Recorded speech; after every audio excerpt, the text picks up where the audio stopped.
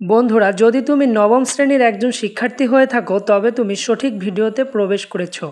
নবম শ্রেণীতে কিন্তু তোমাদের অনেকটা সময় চলে গেছে।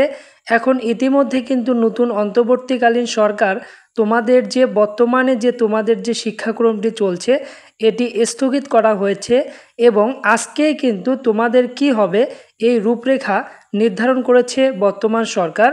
তো নবম শ্রেণীতে যারা আছো তাদের এই রূপরেখা কিভাবে নির্ধারণ হলো এবং তোমরা এখন থেকে কিভাবে পড়াশোনা করলে তোমরা তোমাদের সঠিক লক্ষ্যে পৌঁছাতে পারবে এবং তোমাদের সিলেবাস নিয়ে সব কিছু থাকছে একই ভিডিওতে।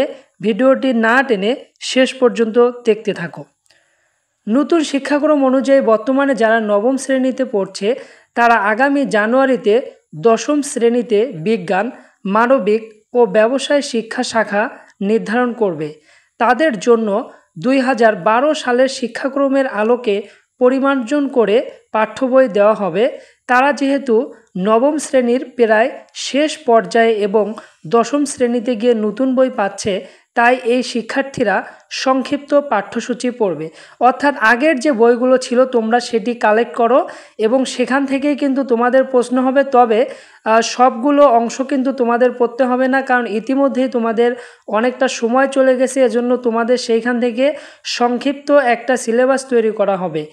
এজন্য পাঠ্য বইগুলোর একটি সংক্ষিপ্ত পাঠ্যসূচি তৈরি করা হচ্ছে, যাতে তোমরা শিক্ষার্থীরা এক বর্ষের মধ্যেই তা শেষ করতে পারো। এজন্য কেউ চিন্তা করবে না। তবে এনসিটিভির সূত্র মতে ইতিমধ্যে পাঠ্য বই পরিমার্জনের জন্য দল কাজ করছে। এই দলে আছেন ঢাকা বিশ্ববিদ্যালয়ের একাধিক শিক্ষক ও শিক্ষা সংশ্লিষ্ট ব্যক্তিরা। শিক্ষার্থী বন্ধুরা, তোমরা কিন্তু ঠিক আগের মতোই বিজ্ঞান, মানবিক এবং ব্যবসায় শিক্ষা শাখা, 3টি শাখা থাকবে। যে যে শাখায় ইচ্ছা পড়তে পারবে এবং তোমাদের আগের মতোই সৃজনশীল আকারে প্রশ্নপত্র তৈরি করে এসএসসি পরীক্ষা কিন্তু হবে তোমাদের। তো এজন্য তোমাদের উদ্দেশ্যে যে বিশেষ একটি টিপস দিব, যারা আছো তোমাদের আশেপাশ থেকে যারা এসএসসি পরীক্ষা দিয়েছে পূর্বে বা দিবে, তাদের কাছ থেকে তোমরা ইতিপূর্বে যারা দিয়েছে তাদের কাছ থেকে তোমরা কিন্তু বইটি সংগ্রহ করতে পারো এবং সে অনুযায়ী এখন থেকে পড়াশোনা করতে পারো, যেটি তোমাকে অনেকটা এগিয়ে রাখবে। এরপর তোমাদের যে আরেকটি প্রশ্ন, নবম শ্রেণীতে তোমাদের কিভাবে মূল্যায়ন হবে। তোমাদের যে বইটি আছে এই বইটি থেকেই কিন্তু তোমাদের নবম শ্রেণীর বার্ষিক পরীক্ষায় পাশ করে এইখান থেকে তোমাদের 70 নম্বরের পরীক্ষায় পাশ করে তোমাদের কিন্তু দশম শ্রেণীতে উত্তীর্ণ হতে হবে। এজন্য এই বইটি তোমরা এখন থেকে ভালো করে পড়ো।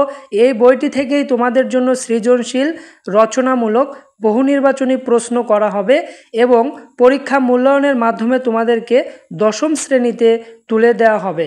তো যারা এখনও পড়াশোনা করছো না, দ্রুত পড়াশোনায় লেগে পড়ো। এই ছিল তোমাদের জন্য আমার নির্দেশনা।